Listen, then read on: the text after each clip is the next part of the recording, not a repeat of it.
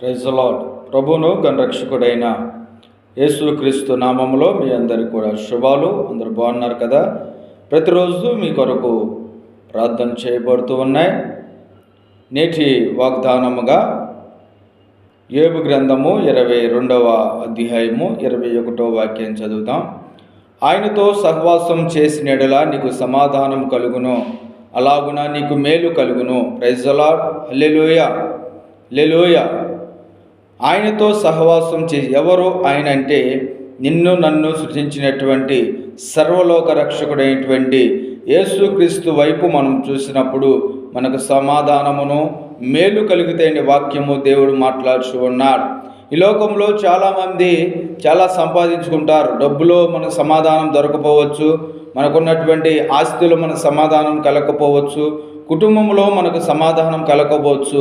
మన దగ్గర ఎంత ఉన్నప్పుడు కూడా మనకు హృదయానికి మనశ్శాంతి, మన హృదయానికి సమాధానము, మన యొక్క కుటుంబానికి మేలు కలగాలి అంటే దాన్ని కొనసాగించువాడేటువంటి సమాధానమునకు కర్తయు దాన్ని కొనసాగించువాడేటువంటి యేసు వైపు మనం చూసినప్పుడు మనకు సమాధానమును, మనకు మేలును, మనం ఏదైతే మన హృదయంలో మనం కోరుకుంటున్నామో అది మనకు కలిగి ఉండాలి అంటే మనం యేసు వైపు చూసినప్పుడు మన సృష్టికర్త అయినటువంటి నిన్ను నన్ను కూడా సృజించినటువంటి యేసు ప్రభువు వైపు, దేవుడి వైపు మనం చూసినప్పుడు ఆయన మన యొక్క హృదయానికి కావలసినటువంటి సమస్తాన్ని కూడా ప్రభు అనుగ్రహిస్తాడు. వాక్యము దేవుడే మనతో మాట్లాడుచున్నాడు. చూడండి, అలనాడు భయంకరమైనటువంటి కరోనా మా యొక్క కుటుంబంలో సంభవించింది. ఈ భూప్రపంచంలో కరోనా ప్రతి ఒక్క కుటుంబంలో సంభవించింది. ఆ సమయంలో చాలామంది కూడా చాలా సంపాదించారు. గొప్ప గొప్పవారు, ధనికులు, మేధావంతులు కూడా తమ యొక్క ప్రాణాలు రక్షించుకోవడం కోసము చాలా ప్రయత్నాలు చేశారు.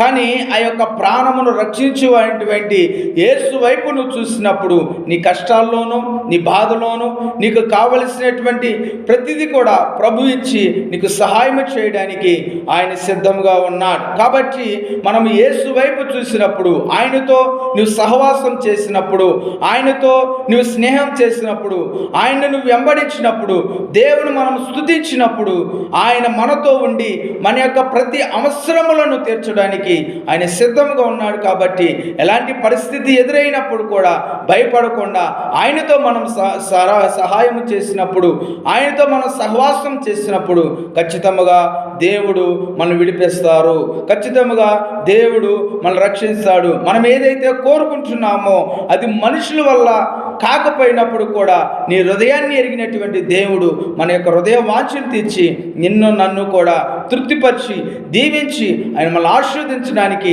ఆయన మన మధ్యలో ఉంటున్నాడు. కాబట్టి గుర్తించి మనం దేవుడితో సహవాసం చేసి ఆయన మనకి ఇచ్చేటువంటి మేలుయు, సమాధానమును, ఐశ్వర్యమును, ఆనందాన్ని మనం పొందుకోవాలని ప్రభు పేరట ఈ ఉదయ కాలంలో మీ అందరికీ కూడా మనం చేస్తూ ఉన్నాం. Praise the lord. హల్లెలూయా.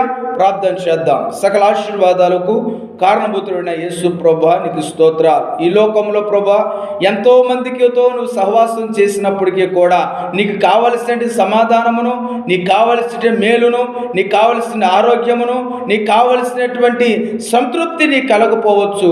యేసు వైపు నువ్వు చూసి ఆయనతో నువ్వు సహవాసం చేసినప్పుడు, సృష్టికర్త అయినటువంటి దేవుడి వైపు నువ్వు చూసినప్పుడు, సమాధానకర్త అయినటువంటి యేసు వైపు నువ్వు చూసినప్పుడు ఆ సమాధానాన్ని ప్రభా నేను అనుగ్రహిస్తానన్న ప్రభా, నీ కొరకు నా కొరకు సమాధానం అనుగ్రహించడానికే పరమను వీడి భూలోకానికి వచ్చాను అన్న తండ్రి. ప్రతి ఒక్క బిడ్డను మీరు దీవించండి ప్రభా.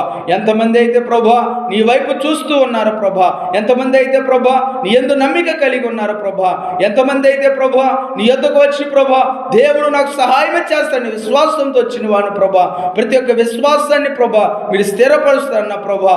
అమ్మా నీ విశ్వాసాన్ని స్వస్థపరిచిద్దన్న ప్రభా.